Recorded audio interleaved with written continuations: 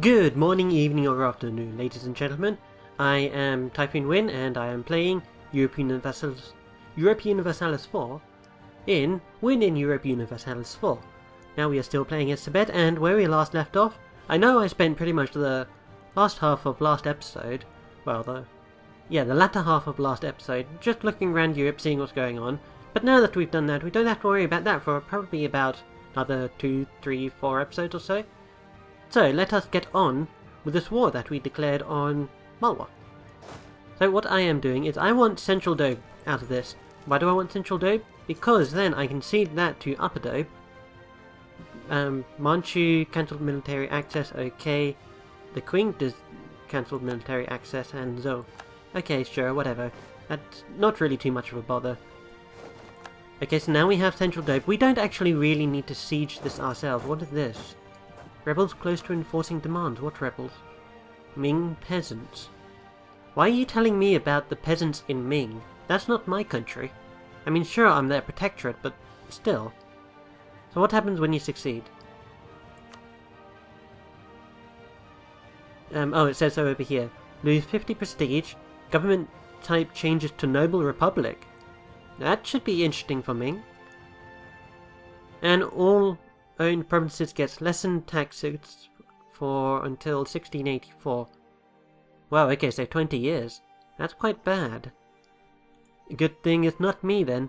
The only reason why I want this protectorate over Ming, firstly so that they don't attack me, although considering their current situation I doubt they'll cause too much of a threat to us.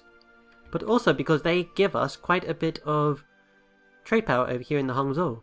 Now, Russia. Why are you up here, Russia? You know what, Russia? You are getting slightly annoying. So what I will do is I'll go over to you. Firstly, I will declare to rival you. I know, what am I thinking? Oh my god, stop. That's probably what everybody is saying. And then, Russia, and then I am going to issue an embargo against you. There we go. Now let's take a look. We are not the top in this list anymore. Embargoed by Tibet. Only negative 2.2% over here. Really? Huh, okay. But why the heck do you have so much power over here? Competitive merchants? Really? Multiplied by 37.1 trade power. Why do you have plus 48.6 from transfers from traders downstream? I don't understand. Transfers from traders downstream, do you have one down here in Canton? No, you're not even here in Canton. What about up here in Beijing? Using their power to draw money forward. So is that what it means when it says downstream? So say like on any one point, any one node, the arrows that go out of that node and into another node, if you have a guy over in that node that follows on after the previous node, then that actually sends you power back down to the main node if you have a merchant transferring trade from there. Why? I don't understand why. Man, maybe I should also go and get a protectorate over Zhou as well. That way I'll be able to secure the trade over here in Hangzhou. Yeah, that might be a good idea. Now why do we have so... Oh, because of our overextension. So if our overextension goes away, that'll increase our trade power, and maybe that'll increase the amounts... or increase the penalty that Russia receives from my embargo. I hope that's how it works. At least over here in the Nihon Trade Bay, Japan are still quite powerful. One thing that I've never understood is why did they decide to Romanize it as Nippon? Nippon. That doesn't make any sense.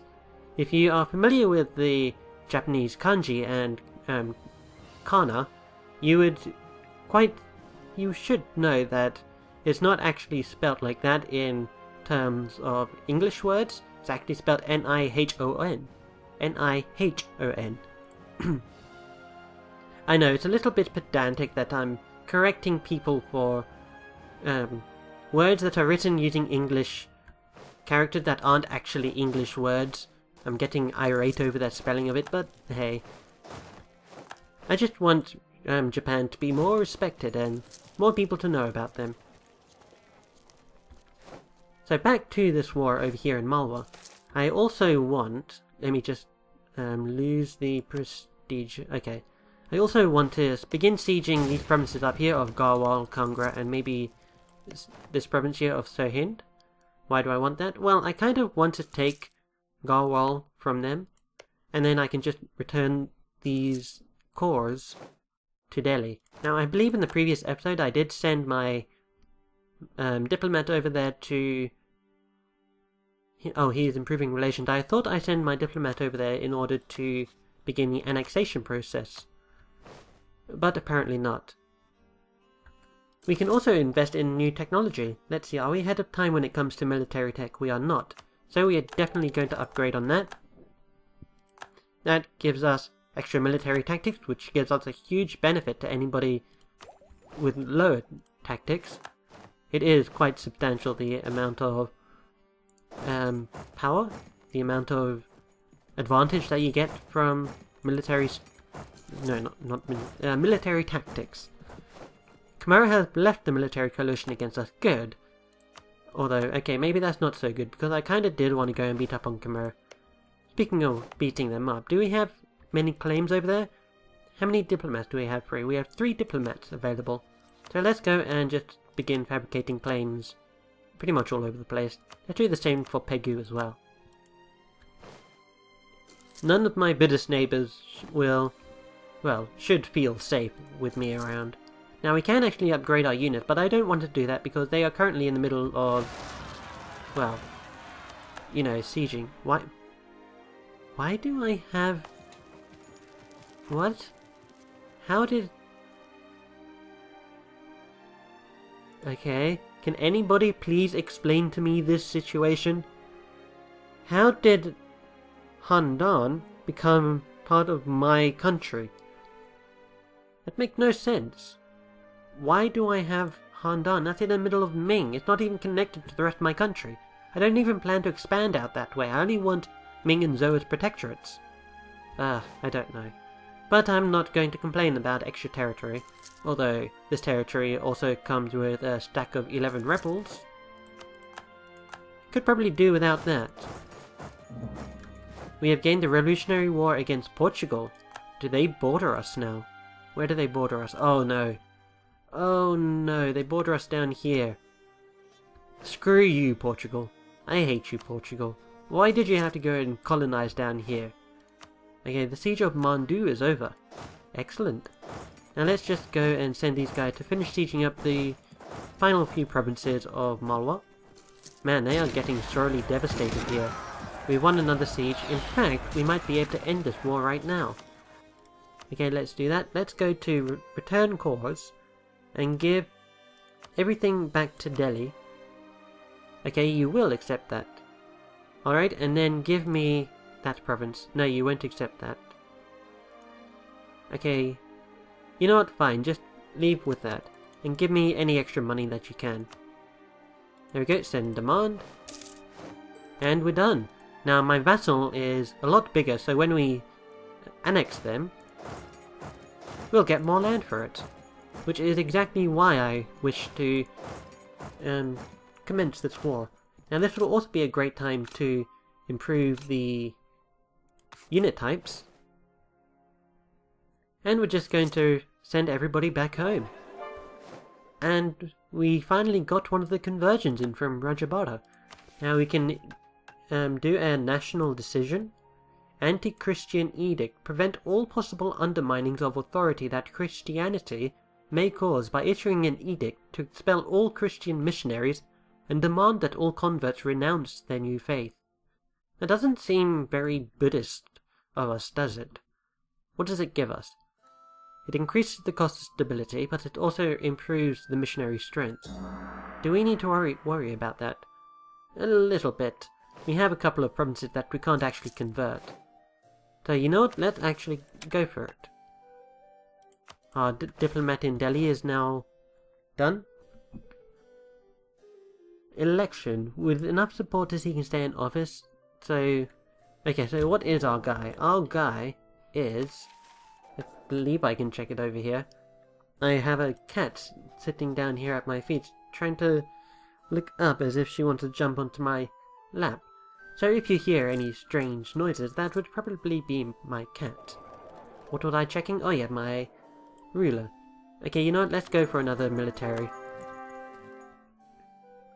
Now also, I want to downgrade my military advisor, and there is a nice land force limits modifier person here, so this means we should be gaining quite a bit of money back. 8.2. Okay, so we have just lost that siege. Oh well.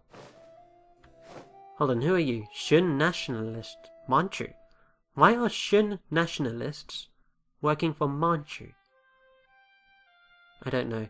Probably want to go and send some guys up there. There we go. And Ming, are you still suffering from your Peasants' War? I believe you are probably done with your Peasants' War, but I could be wrong. Now we can begin investing in our new religious idea group. We now have permanent casus belli against neighbouring heretics and heathens. So Spain, Portugal, Malwa, Gondwana. Why do we have one against Gondwana? Where's Gondwana? Oh, okay, that's over here in India. For some reason I thought it was an African province. And we have also gained the cleansing of heresy against Majapahit, Ming, Zhou, and Hindustan. Not that we really needed another reason to go and attack Hindustan. National decline. We can increase the cost for admin, diplomatic, or military points. Well, probably want to go for admin. Why do I say that? Because it doesn't actually increase the cost of the ideas. And I'd much rather use my admin points on my ideas than on technology thus far. So in comes another culture conversion. And how is our missionary doing? Our missionary is still converting Lower Dobe. Okay. Is Delhi doing any conversions up here? It doesn't look like it. You can normally tell because they actually send a dude like this guy. You'd see this guy in the province doing his praying stuff whenever a missionary is active in that county. But it doesn't look like that's actually happening over in Delhi. Which is a shame. Delhi probably have a religious unity of 0, in fact. So we might want to go and begin the annexation process. Now this will mean that there'll be more for us to more for us to convert. We actually get the cores for free when we annex them. But that's not really too much of a bother. As soon as we get our secondary missionary in our religious idea group, it should be fine. In fact, that is the next idea that we get. 2 more ideas later, we get missionary strength increased, so we'll be finally able to convert, say for instance, the Sunni provinces that we have. Do we have any Sunni provinces anymore? I don't see any. Oh, yep, we do. Over here. Gurd. Gurd is going to be a problematic province. Although they don't have much repertoire, so that's probably because we have troops stationed there. Let's go up here and check to see how we're doing with the rebels. Looks like they're dead, which is good. I'm just going to siege Handan down, and then I'll just try and sell it back to Ming if they want it. Oh my god, look at Zhou. Zhou is being infected by green lines everywhere. Look like they're being attacked by Khmer in the Cambodian conquest of Sibsong Bana. Okay, that'll be this province over here that I was paying attention to in the previous episode, I believe. It looked like Indonesia is now being colonized by France and Spain, and Portugal have decided to really irk me and, yeah, colonize Priangan down here, so that we can't finish making this whole side here nice and white. Now, we still haven't finished our expansion idea, so we could go for this. This will actually improve our diplomatic reputation. Now, I believe that also increases the speed at which we annex vassals. So this will definitely help when it comes to annexing Malwa. When is it projected to be done? 1670. I guess so in about 3 years. So there goes that siege. Let's go and send our dudes over here to crush the rest of these rebels. Okay, and Ming, would you like to sell province? Would you like to buy this province? You would. How much would you be willing to pay for it? 0. I like your style. Why wouldn't you pay anything? Oh, because you don't have enough money. Fair enough. I can understand that you're going through a bit of an economic downfall at the moment, Ming. I'm not going to blame you. So here's a province for free. Enjoy. One thing I do quite like about this game is when you zoom in you can actually see the cities. They look like everywhere in Ming, it look like they're all castle towns? If that's what you want to call them, castle cities? They're all cities enclosed within castle walls. Now if you were to go and zoom into Japan, you can see they're more... they look like bigger cities, really. I mean, over here in Kyoto, I mean, okay, granted, Kyoto is actually the current capital of Japan in this time era. Right now it's actually, well, I'm pretty sure you all know what the capital of Japan right now is. And that's Tokyo, which literally translates to the eastern capital, because it is. Tokyo exists somewhere around this area. In fact, I'm not entirely sure which province it translates to in this game. But yeah, and Kyoto is, well, the original capital. Religion in Gerd changes to Buddhist. Oh, okay, so that was the final Sunni province that we had to worry about. So that is now Buddhist, so we don't have to worry about converting Sunni. And as I mentioned before, Sunni is a pain to attempt to convert. Now let's go and take a look at Persia's situation right now. They, like us, we can actually do with sending a diplomat over to improve relations with them. Okay, where is it? It should be in relationship action, improve relation, there we go. And Russia, do you hate me now? No, okay, so right now I'm just being antisocial towards Russia. I've got them rivaled, but they haven't got me rivaled. Look like they're more concerned about France, the Teutons, and the Ottomans. To be fair, that's probably a wise idea. I mean, to them, they don't know that I'm actually a player. Well, I don't think so anyway. So they're more concerned about the bigger countries, especially since they actually border the Ottomans. And the Teutonic Order, even though they're like the powerful underdog. I don't really expect much every time I look over here and see the Teutonic Order, like say in the 1444 start date. I normally expect to see Poland eventually eat them, or the Teutons get destroyed between Poland and Lithuania, but the Teutons are actually pretty strong. And for a theocracy, that's quite an achievement. Okay, Pegu's opinion of me changes by -50, that should be completely fine. I apologize if there was a visual glitch there. And hey, we've integrated Delhi. They are now part of our glorious nation. Excellent. So this means we now get free cores on all the provinces that they used to own, which is great. Now, could we... oh, what's this? The Emperor has enacted an imperial reform. What is this? Consolidate the imperial diet and reduce the legislative complexity. I'm pretty sure they don't mean diet as in the what to eat and what not to eat in order to live a healthy lifestyle diet. But they get an extra diplomat and diplomatic reputation, and members get decreased revolt risk. Okay, so how far are they when it comes to reforms? Oh, they're only on the 2nd. Huh, okay. What happens when they complete all of their reforms is the HRE becomes a unified country, or a unified state, just like, say, France. All of this mess over here will be consolidated into one contiguous border called the HRE. Or no, well, it doesn't literally say HRE, it actually literally says the Holy Roman Empire. I apologize for any graphical glitches again there. What is happening, and I'll explain, is every time I scroll down here, I'm not sure if it's actually picked up on Fraps, but my taskbar gets elevated. And every time I go down and say go down to this corner, there's actually a button on the right hand side of my taskbar that displays my desktop. I'm not sure how that interacts with Fraps. I hope it doesn't interact too poorly with Fraps. But yes, it looked like Khmer have left the coalition against us. Okay, now that means we can freely go and attack Khmer. Oh no, they joined the coalition against us. Why? Okay, you have minus 36 aggressive expansion against me. That could possibly be why. Pegu's not too fond of me, but they're not too concerned about me. I mean, they have negative 91 opinion of us.